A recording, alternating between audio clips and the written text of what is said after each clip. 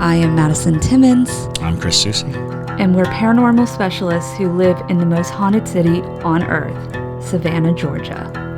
Every day is Halloween in our line of work, so join us as we spin true tales of haunts, murders, and disturbing Savannah history.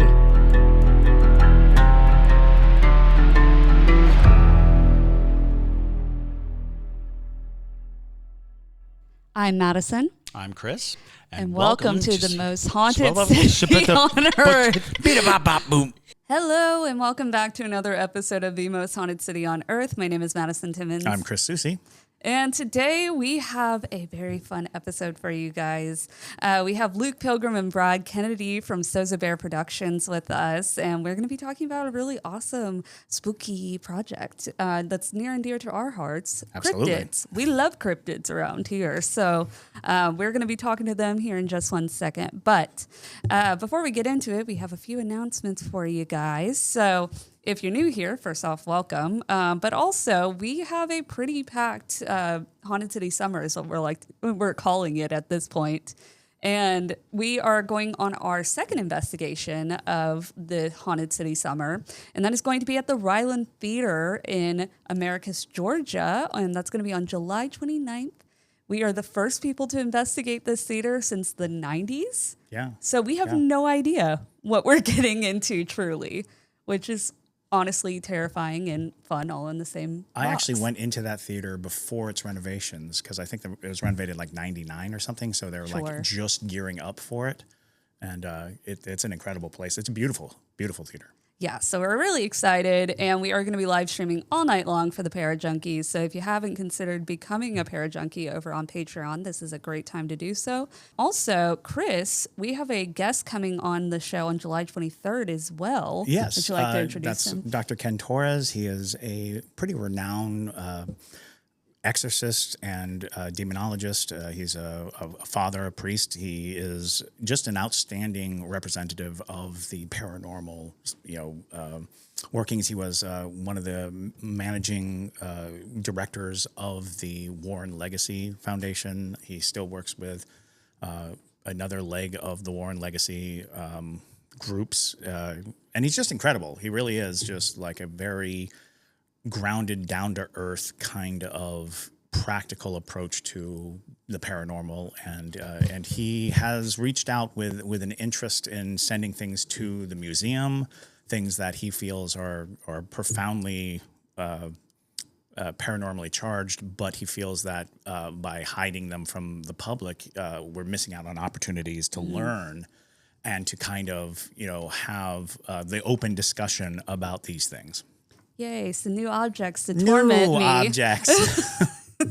Fantastic. And speaking of the museum, Chris, if you want to put in your shameless plug here. Shameless plug.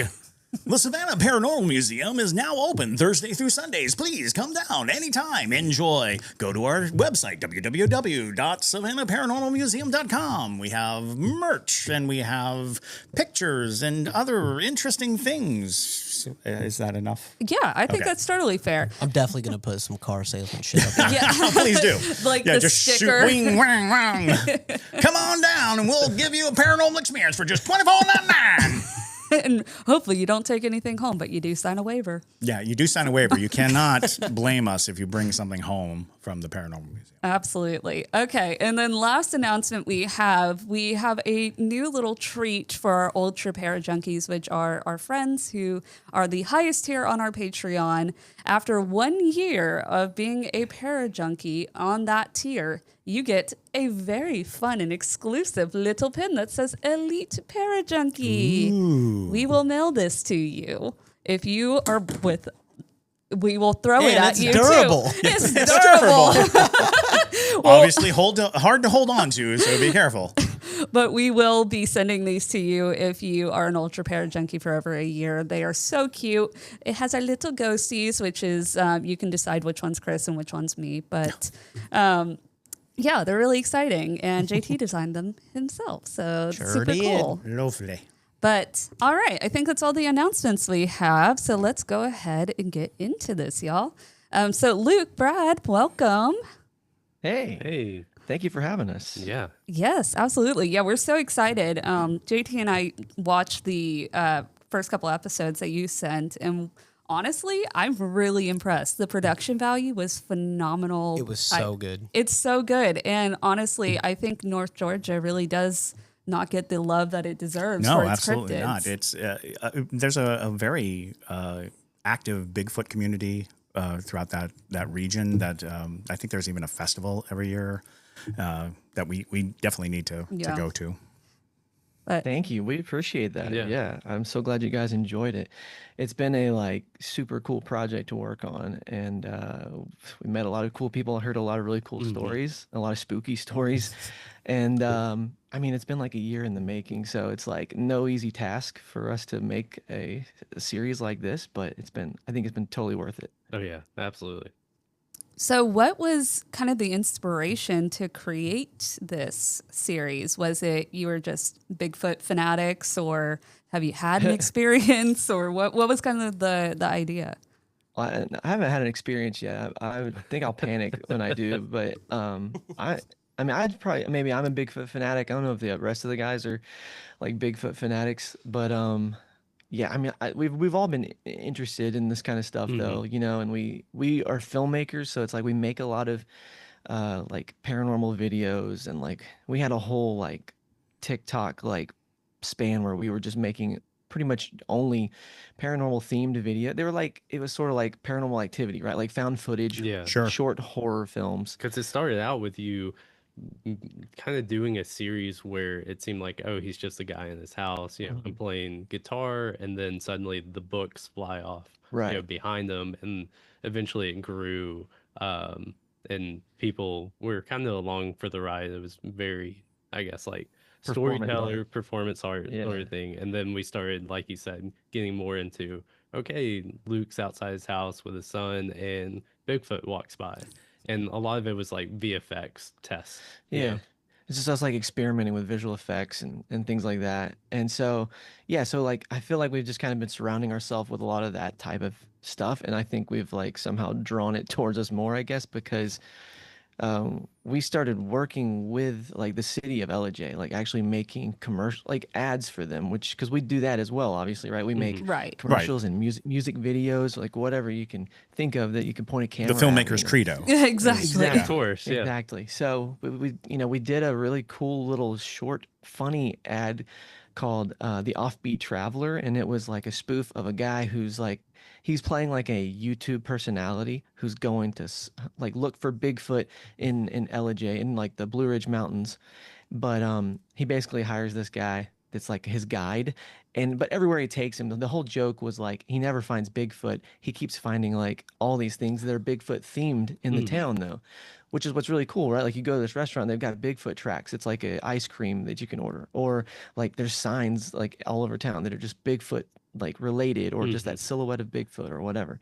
So it is like in the culture there. Like if you go to Roswell, New Mexico, everything's alien Right, themed. absolutely. Right? It's in the vibes, and so they were like, it did really well for them, I guess.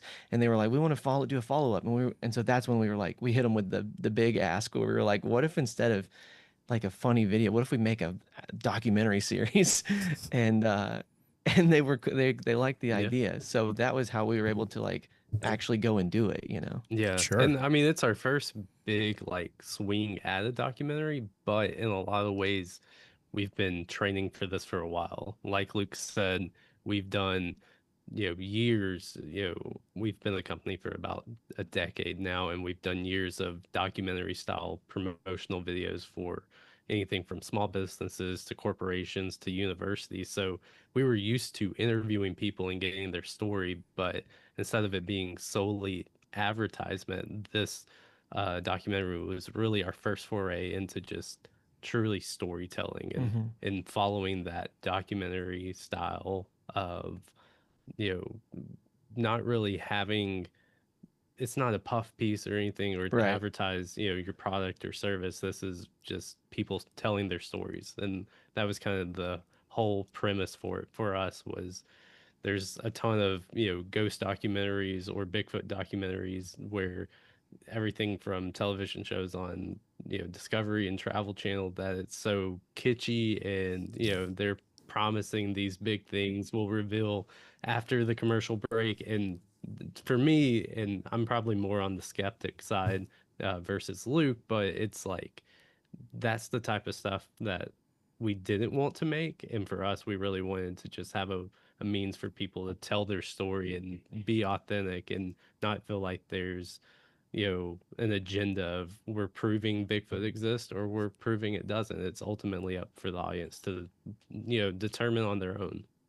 Absolutely. I mean, and that's a very valid stance. I mean, it's kind of the same stance that we have. We've stated many times before that the significance of people's stories that they tell them becomes as essential. The reason why we have these stories and the reason why history is full of people gathering around fires to tell stories about the encounters that they have, the things that they fear, and to help sort of establish fear throughout. It's like they're significant. We shouldn't downplay it because it doesn't have this plethora of evidence behind it or all this other stuff. It's like, no. Remember, as human beings, we thrive on story. Our whole existence is basically how do we get the story from our internal world to the external world to affect other people, to have, a tribe, as it were. We do it through storytelling. Yeah, it's like to communicate our feelings and fears and everything else, like you're saying. And then like it's just part of our culture. And these stories go back generations, there's that's what's fun about it, is just like everybody, and it's not just like it's not just Ellijay, obviously, right? But like everywhere has these stories that are like they can't explain. And that was it. That's all we wanted to do, was give people a platform to tell their story, and then like a place where they could do it and there's no judgment or anything like that. They're and that was a kind of tough, because like a lot of people didn't want to go on camera. And this is like a small town in North Georgia, so like a lot of people didn't want to go on camera and be called like the crazy person who saw Bigfoot or a ghost. Or our third episode's about Dogman, so like especially something like that. And it's a very cool episode. Like I'm super excited about it. But when you first hear the word Dogman, a lot of people are like, that just sounds stupid. You know what I mean? Right. Like, sure. And I think that is one of the things, that having an outlet that is non-judgmental, that is, because I think so many people have these stories, but they keep them locked up because we accept mail from our fans, and the mail oftentimes will start with, you're going to think I'm crazy, or everyone would say I'm crazy, or it keeps falling back to that self-persecution of this event happened to me, but I can't talk about it because my peers, because of the people I respect, would lose respect. And it's like, well, that's not fair. It's not fair to hold on to something that obviously, altered how you perceive the world. Exactly. and so like offering them a safe space, a space where there's like, look, there's no judgment here. We're cataloging stories. We're putting them in context, and you'll be shoulder to shoulder with other people who have similar stories, or, and I think that's an invaluable service, because I think we are losing a lot of stories, I cannot tell you how many people we kind of broke into telling a ghost story who are like, I don't believe in it. I've never seen anything. I love it. And then at some point they're like, well, there was this one time, there was something that they locked away because their entire existence kind of creates this, necessitates the denial of it. But they hold on to it. Even my own father once told me a UFO story, and my father is not, by any stretch of the imagination, woo-woo in any way. And you're like, oh, okay, why don't you share it? It's like, well, because people think I'm crazy. Yeah. Well, that's interesting, because I think like a lot of people, at least from like what I feel like I hear on shows like yours, or like any kind of even documentaries, whatever, people who seem to like experience this stuff, they're not people who are into it. Like, right. Yes. Absolutely. Right. Generally, they're just like living their life, and all of a sudden they saw something changes that freaked them out, and it's either a ghost or a Bigfoot or a UFO or whatever it is. But they weren't like in the Bigfoot club before that. Right. So That just Exactly. kind of, I mean, that lends more, Uh-huh. to me, that lends a little more credence to it, because if you're going out looking for it, it's kind of different than if it's just like this thing fell in your Yeah. lap. Yeah. And I was going to say that with the documentary is especially, I think, Bigfoot compared to Ghost is like more people are kind of, in my experience, open to saying, hey, something haunted happened or something creepy. It could be a ghost. And especially in the South, I think there's some of that interweaves with just society and the way we see the world. There are some people who are maybe not as into the paranormal side of ghost, but everyone kind of, I think, are a little bit more open to share that. But what I found so interesting with all of the people who experience Bigfoot that we talked to, eventually you start noticing similar events or happenings that kind of in all these stories, that when you hear it from one person first, you're kind of like, well, that's their experience. Maybe it's, it doesn't really line up, Yeah. maybe that could have been a bear, whatever. And then eventually you start hearing a couple more of those stories and meeting these people. And what was super neat is, like Luke saying, a lot of these people weren't just looking for Bigfoot, they just happened to experience it. And the stories all line up and there's similarities, and you start going, okay, maybe there's some credence to it, whatever. It makes you start to think that these people aren't trying to just all join in a lie. They're Right. they truly believe it, and everyone we talked to was so earnest about it. And I think that was what was super neat that I didn't anticipate going into it, is these people, They're not if, crackpots. yeah, if Right. even if you believe it or not, they truly believe it, and they don't care. And that's a They're willing to validation, share. right? I mean, that's a valid. It's fascinating when we question that eyewitness account, or we question these things, and it's like, well, it's significant to them, and so we can at least honor that. We can honor the significance to the person, regardless of our feelings or our beliefs surrounding the event. It's like, well, listen to what this person is saying. And it is funny when you start to listen to like many stories over and over, how many similarities, how many things seem to bolster and support And each I other. imagine on y'all's end, it's magnified, with so many stories. We you probably actually have to end do. up like creating columns. It's like, oh, that's a Hat Man story. Oh, that's a doppelganger story. Oh, that's a mimic story. Oh, that's a, because a lot of times people write with absolutely no idea what they're encountering, but it falls into, by description, it's like, oh, we have a whole stack of stories that are like that. And we can kind of like start to gear it towards, this is what this sounds like. You're mentioning a lot of things that other people have said, and that gives us, some interest. I'm actually recalling a Dogman story that we once got Yes. from Canada, was it? Yeah, it was something like that. And it was one of those things where it's like, oh, that's kind of a new one. That's Right. we're going to have to create another subsection where someone had encountered something, because it's like, well, is that a werewolf story, or is it a shapeshifter, skinwalker? What are we dealing with here? But the description ultimately came off as a man-sized, It was like mangy, I wanna say. wolf Yeah. thing, and you're like, oh, okay, well, that fits into this category. And we have a great time, because I think we came in as enthusiasts, but we've become very good at organizing these stories and putting them into. It's like you become curators of it, right? Right. Yeah, that's it. That's exactly it. Yeah, we've heard basically every variant of the Hat Man you could possibly imagine. Wild. Yeah. And it's funny, because now even Hat Man has subcategories. Like, well, usually Hat Man doesn't like move or talk, but this person heard him talk. And Hat Man sometimes doesn't have eyes at all, but this person says he has red glowing eyes. Right. And so you're like, creating all these subsections of something you already knew about. Exactly.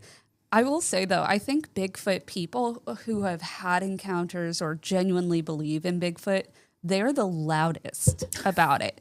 Because, and it's fascinating, too, because every time I've heard a Bigfoot story, they're just absolutely bananas, but I believe the person.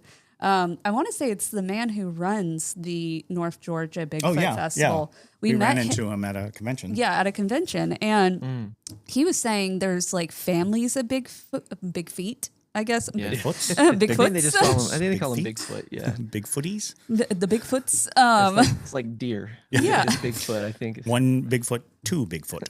And they just and they're living out in thank you, we've been delivered liquid death apparently. Nice. But yeah, Product placement, right? product placement, yes. It suits our brand. It really does. I've hit them up multiple times. I'm waiting for a response. One day I am one. Fingers crossed. I'm one removed from one of the main investors, and we've been trying to get a hold of her. Yeah. But because she really? frequents a bar that my friend was a bartender at. Okay. Oh, that's cool. But we're just Imagine. waiting for it to come back to us. imagine dead podcaster, sparkling water. We've There you got a go. big stand in the museum. Love it. Anyways, but yeah, Sorry. so yeah, he was explaining to us like there's all sorts of things we don't understand about Bigfoot that he's like, I've seen these families. I've seen them go through portals. I've seen them do all these things. The portal aspect was something that I didn't really realize. There was a subsection of Bigfoot believers that thought he's an interdimensional being. there's a Right. lot of And that. it fits into this weird like subsection of like explaining why we can't find him. Yeah. It's like it seems to be this burgeoning like here's a theory, but now we have people who are claiming to have seen these portals, to have experienced the disappearance, and the thing about Bigfoot is he's a Bigfoot is a physical thing in the physical world, which absolutely must set your brain on fire if you encounter it. Right. Because it's like this is not barring the portal story. Yeah. It's well, this is here. This should be findable. If I encountered it, then it absolutely should be something that other people can encounter. And oftentimes, which is funny because this is the reason why our fans are called parajunkies, is because I had mentioned that having a paranormal encounter is like heroin. The first time it happens, it's such a high that you immediately spend the rest of your life chasing that high, trying to get that same validation, the same feeling, that same sensation that you got from that first encounter, because that first encounter was so mind-altering and so incredible. And I think that is one of those things, especially for like really logical people and really, because without the validation for themselves, without being able to capture and find and prove to someone else, they are just stuck with this. Like, I can't prove it. I had this experience and there's no validation for me other than the experience itself. Right. Yeah, that's like I live out in the woods and I see bears all the time. So it's like I just would never confuse a bear for like a Bigfoot, Right. Right. because they rarely are walking around on two legs. And like a lot of times too, these people who are seeing them, they're like outdoors people. Like they just know nature like that. Right. And so when they see something, it's like it does change the way they view the world. But yeah, it's like I just can't imagine that it's just like a bear or whatever. It's like it's hard. It's tough when there's so many of these stories. It's like trying to like come up with some sort of reasonable thing that it could be or whatever. Yeah. It just like doesn't work.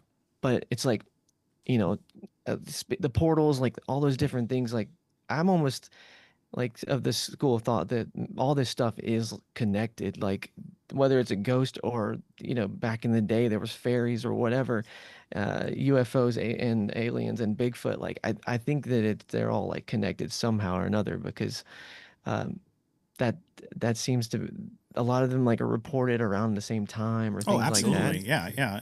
You're definitely onto something because it also comes down to the ability to encounter these things almost comes at that that paranormal anomaly point. And to suggest that that you can draw borders around each of these events and say, okay, well, Bigfoot is a certain thing and a ghost is a certain thing and a UFO is a certain thing. It's like, well, we're actually probably dealing more with like the frequencies on a radio station, on a radio, the ability to kind of access a perceptive idea. They all exist within our realm, but we just can't quite tune into them. But given the proper, push, nudge, location, vibration, whatever, we suddenly do have the ability to say, oh, that was it. I was at the right radio station at the right location, and these things all converged. But you're absolutely right. We shouldn't spend time spreading them apart.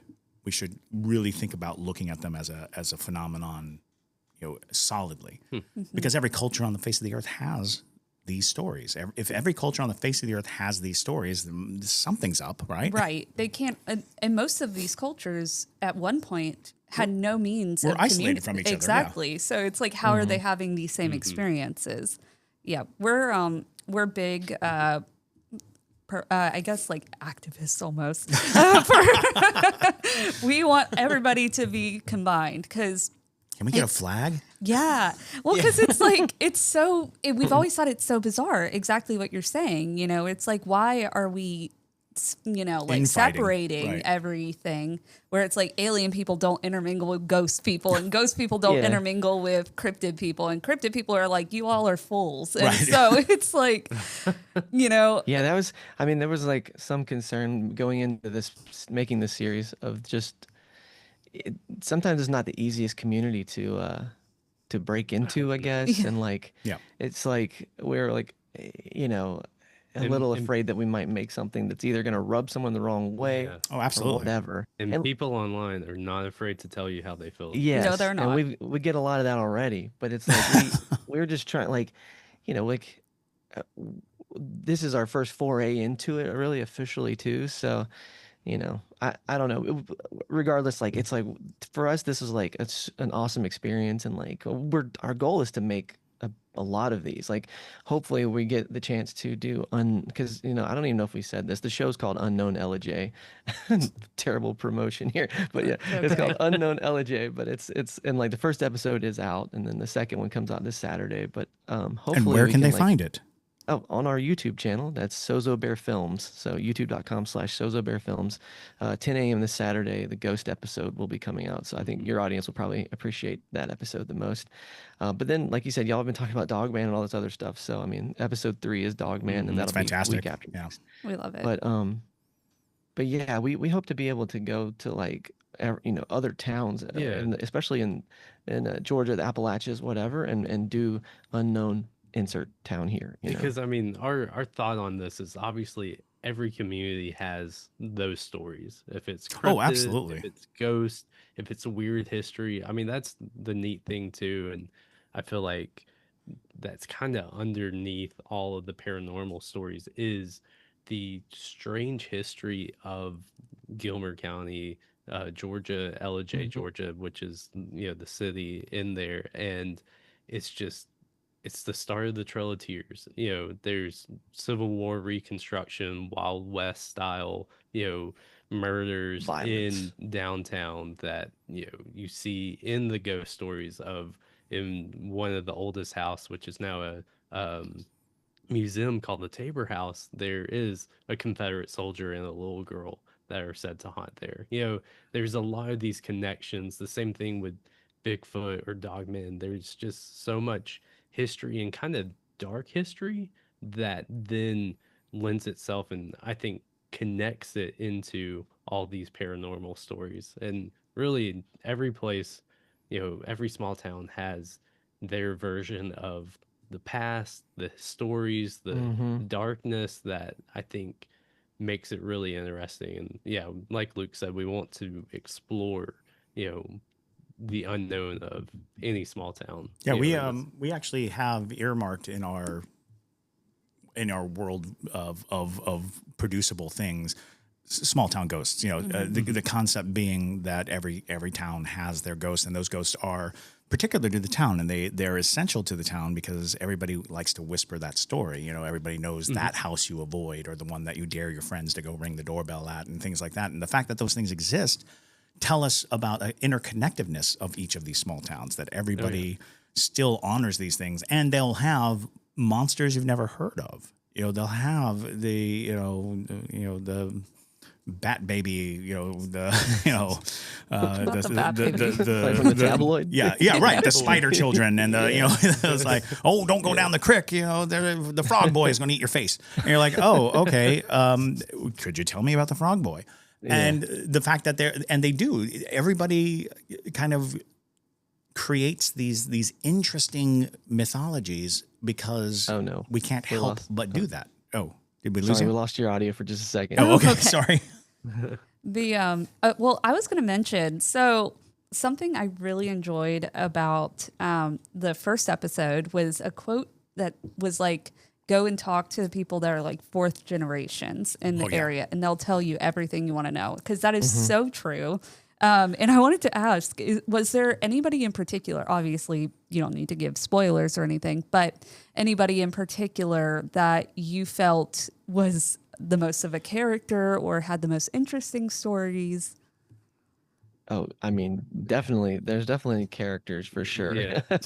I mean, like one of the characters definitely is someone that I actually just have known for a long time. That's Vic. He's in there. He's like my paranormal Sherpa up the hill of paranormal, right? Like I've known him since I was a kid. So I mean, it was kind of cool getting to like bring him into this project because he's been like telling me crazy stories my whole life. But as far as like other like locals and stuff in Ellijay, I think Pam the gardener in the ghost episode, and us, we never met this woman. She was like, when we were doing the interview, I didn't even see her. She, for us on our end, she's a disembodied voice off in the distance.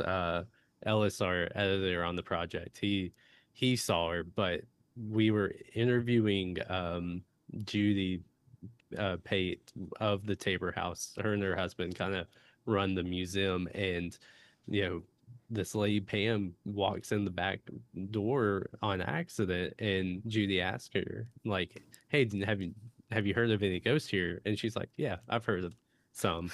And and at that point the whole interview is more so Judy telling us the history, and she hasn't had a paranormal experience. But when she asked Pam, it wasn't just that she had heard of them. She was like, have you ever seen any ghosts here? And she said, yes. She was like, I feel them in the bedroom upstairs, So, but this, like Brad said, that was just like, that was like the perfect documentary moment where you're like, oh my goodness, that just couldn't have been written better. Yeah. And we were like, again, like we're kind of like in two rooms doing the interview because like a doorway. So that's why she was like, she accidentally walked in during the interview, and they start talking a little. So we're capturing on camera, but like we just are like, oh, can't even see this lady. So I mean, yeah, that was just such a super cool moment. And I guess like it sort of, again, it brought some credibility to like what we're here to do, I guess. Well, that's one of the joys of documentary filmmaking is not knowing where the source is coming from or where they're going. Right. And they just kind of pop up. So you have this kind of, I didn't realize that this story was here. And being able to follow it is the luxury of the documentary filmmaker, is being able to say, oh, that's interesting. We should look that up. We should follow that, trail of breadcrumbs. Oh yeah. And we're usually like, we've done a lot of scripted like filmmaking in our day. So it's like, that was new kind of for us. Oh, sure. But it was Especially to the scale. Yeah. And it was exciting though. And then like by the third episode, the Dogman episode, it was full blown. Like the other ones, we had a bit of an outline. Like we kind of knew what we were going to go. Yeah. We knew episode 1 was going to be Bigfoot. Yeah. They exactly. had the Bigfoot museum in town. It made sense. We did that initial video about Bigfoot. So, and like, even as far as what we were going to shoot, like we had talked to people, we kind of knew we had the plan. But by the third episode, it was supposed to be aliens and UFOs, right? That was the goal. But we just didn't get enough outreach about it. Like people either weren't willing to share stories of aliens and UFO, or they hadn't seen them. I don't know. But no, we didn't have enough really to go and to film it. And then, at that point we had to kind of pivot. And I don't even remember how we came upon switching to sort of Dogman. Man, I don't remember either. Okay, somebody must have come forward with a Dogman story. That's right. We were gonna like explore the cemeteries and do some stuff with that, and then come to find out, lo and behold, like Dogman is often seen in cemeteries and graveyards, like Looking and for we're like, bones. right? What is this connection?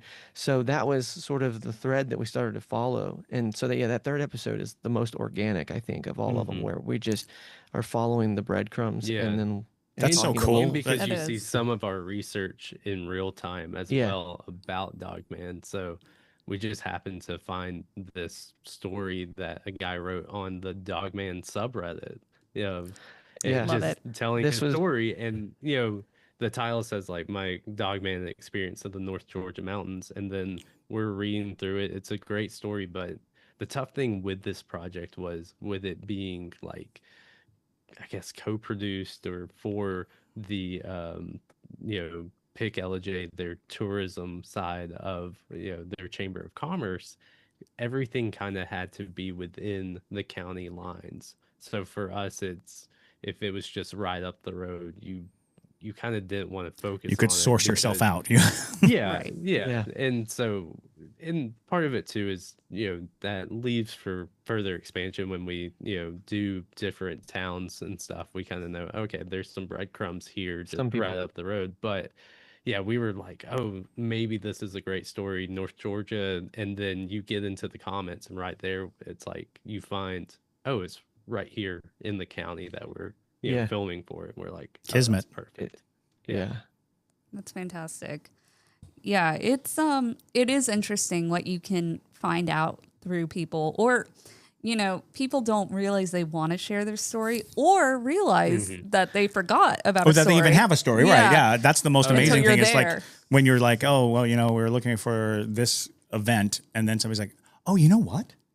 I actually, I remember seeing this or I experiencing that, which is amazing, and I think that is one of the most entertaining aspects of a documentary is watching the documentarians learning, the bend in the story, seeing them realize where the story is going or watching them discover things because the audience is discovering it too, because they're on the journey as well. And they want somebody to be going, oh, do you see this? Ooh. Yeah, you're like the documentarians are getting to be kind of the audience, Right, like, you're right. getting to live through Yeah. them. Have you guys seen Hellier? Oh yeah. Mm-hmm. Yeah. Yeah, that was definitely a big influence for us. Oh sure. Yeah. Fantastic. We are I'm in weird like what is the word, like satelliting the Newkirks, because of because they have a haunted objects museum in Yep, Ohio. And did you see the New York Crone documentary they made? Yeah. Yeah. Yeah. And it was just so very fascinating. And It was so like Unbridled or something. Yeah, or I yeah. forget, something like that. Yeah. it's Done. to disattach Untethered. to, something like that. Undone. Undone, because they had to do a ritual to Yes, remove the yeah. spirit from the object. But it was very interesting, and that approach is so fascinating because they are hyper interactive with what they're trying to do. They even had like a live show that went around where they were attempting to put ghosts into dolls. They were like, as kind of like an experiment of can you will these things to happen? Is it a part of this? And it's like, what an amazing way to look at things. And then of course, Hellier is such an amazing project as well. Please don't know, put yeah. things into dolls. We've got enough. I know, It's- The worst plan. that sounds like something I would not want to I would- participate. I know. I wanted to go. I'd like to see their live show, but then doing that, I was a little scared. I think that's the thing too. They're a lot like braver than us. Like that's why we were like, we're gonna tell other people's stories. Yeah. As Well, opposed and to just that's- going out in the middle of the night. Because we've had people ask us, on other podcasts or, reporters, and they would be like, well, did you go to any of these places that were haunted? We're like, yeah, of course we did, but it was during the day. Like, Right. We were getting weren't gonna B-roll. Be there at night. Yeah, And B-roll, yeah. it can still look creepy, at 12 o'clock Yeah. in the afternoon. And if anything, that's the scarier place to go if it looks horrifying in the middle of the day, because anything can be scary at 3 yeah. a.m. Right at 3 You know? a.m., the Walmart is terrifying, but Walmart's terrifying That is anytime. true. It's but yeah, it's It's a fascinating project, and I like the concept that you guys are trying to go to other small places. Absolutely. Might I recommend checking out the town of Washington, Georgia? Oh, yeah. The Fitzgerald. We shot a music video there Fantastic. a year ago. That's right. And that city is very open to this exact type of Yeah. content creation. And where we filmed was like a very old hotel. That place has to be haunted. Oh, Probably, the yeah. Fitzpatrick. Yes. the Yeah. Fitzpatrick. Yeah. So we've done That's like where we filmed. multiple investigations at the Fitzpatrick. you? Yeah. Yeah. Okay. And we know the ghost Cool. stories there. If you ever go back and look to make something about it, Okay. give us a call. then We can tell you okay, stories. I was gonna say you guys are gonna have to be in the episode for Yeah. sure. Then Yeah, that'd be cool. they gave us the whole hotel, Just us. We were Yeah. alone in that hotel. no Did you employees film? or anything. Did you film it? Oh, We did. everything. Yeah. We basically have a feature-length documentary on that. Oh Cool. wow, On that Yeah. adventure. Very Yeah. cool. Yeah, That's awesome. and that's exactly kind of similar to what you're explaining with the town members. You know, the people who live there were so thrilled to tell their stories, and it's interesting because even their ghosts are almost that same way, where they're so excited to be in communication with somebody, because the theory that we have is that, you know, spirits that are very celebrated or haunt places that are very frequently visited, you know, they don't They're like need to, celebrities. yeah, they don't need to act out as much, but And they don't need yeah. to try to get your attention. You know, I they, see. they Yeah. receive enough attention without them like popping up and being like, oogity boogity. It's like, okay, Right. they don't have to do it because Yeah. because they're already being serviced. But these ghosts that, you know, are just almost forgotten, they're very active. They're like, look at me, see There's me. Oh, I could imagine that gets dark if you're like living or not living, haunting alone for 100 years. Unliving. Right. exactly. Right. And you know, in our estimation, you know, one of our theories is that human attention is nourishment for spirits. That it involves like, how do they stay in this, you know, realm, this world that we live in? And it's like, well, they have to interact with us in some way to maintain connection here. And they'll just fade away otherwise. And that's kind of where you get shadow figures, is because they've lost their definition. People don't remember who they are. They don't know that it's a specific person. They've kind of dulled into a shadow and then ultimately a mist. You know, they're dissipating. So they're desperate to get your attention. So it's like, see me, you know who I am. And in those instances, they begin to regain some of that, you know, look and feel. And we also believe that sometimes ghosts lie. You know, they're like, we'll be whoever you want. You need an Abe Lincoln? I can do Abe Lincoln. can You do know, that. I'll be Abe Lincoln for you. I was, yeah. Yeah, well, it's like, or it's like some kind of demon or something. Right, exactly. Pretending to be a ghost Yeah. or a Yeah, person. or right? backwards too is you know, if you've got a spirit who's yearning for definition and you're like, it's a demon. It's like, okay, It's like I'll great. do that. Demon. I can Yes. be a demon if you need. I mean, yeah. What was the? I'm sure you guys have heard of those. Like, there was an experiment where they basically tried to see if they could invent a ghost. Yes. Like, Yeah. Yes. I think that was in. It might have been in Canada. I forget. It was, he had- or it might have been Yeah. England. But yes, he had a they name. They named him like Steve. Or right. It was Yeah. it was a basic boy name. who like drowned. It was They gave all these like these fake Right. facts about this ghost. They essentially invented. They tried. The goal is see could they invent a ghost, and they're using like a Ouija board, all this stuff to communicate with something that's not there, but they're trying to see can they conjure. Like, I guess What What's the was word? their purpose? Was it to It's- like I guess see it'd if be it could be done, or was it? It was more manifest something like about that. What they said, like, disprove, thought 'cause form. that's the- It's like, can Okay. thought form present itself? Right. Because that falls into like egregore, which is where Yeah. multiple people basically conjure energy into a shape. You know, if you constantly worship like, you know, this goat man, and you spend a lot of time thinking I about the see, goat yeah. man, then the energy itself is trying to interact with you through what you've already created. So it is Right. it's a fascinating experiment. It's like, and the thing that was fascinating about it was the people weren't told the details. They were merely trying to communicate. Or there were two groups. There was a blind group and Right, yeah. and a group that knew. The blind group were getting the same information. They were getting, he drowned in the backyard. You know, they were getting the same story that they fully made up. And it's like, oh, what is that telling us? You know, what does that tell us about all these experiences? How influential is the human mind when going into these situations? And I think it also has the same vein of thought of was what came first, the ghost or the ghost story, like how Slenderman. That's a perfect example. We have a very clear indication of where this story came from. We know the man who invented it. Exactly. But yet people are having these experiences where they're seeing Slenderman. It's like they have a visual to Right. put over Right. what they're And they're pouring their attention into and intention into interacting with it, and then they're seeing it or experiencing it or having these things. And it doesn't help that Slenderman has this sort of every ghost's quality to it. You know, it's not a leap from just the vague, shadow figure in the background, that faceless thing, and so it's feeding into a lot of just common dread and common fear, and that becomes something that people can really latch onto. That's interesting. Yeah. But all right, y'all. I think we are given the time to wrap up. Thumbs up.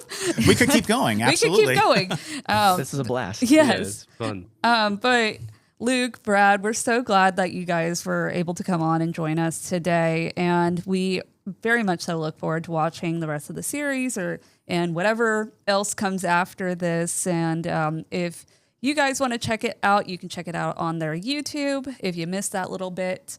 And you said it's just Saab Bear Films, or okay, That's right. perfect. There's going to be a link in the description. There's going to be, JT said there's going to be a link in the description. So Excellent. Fantastic. All right, y'all. Well, thank you so much for listening to today's episode. We hope that you enjoyed. And if you don't already follow us as well, you can follow us under Haunted City Podcast on all of the platforms. And with that, my name is Madison Timmons. I'm Chris Susi. And stay spooky, y'all.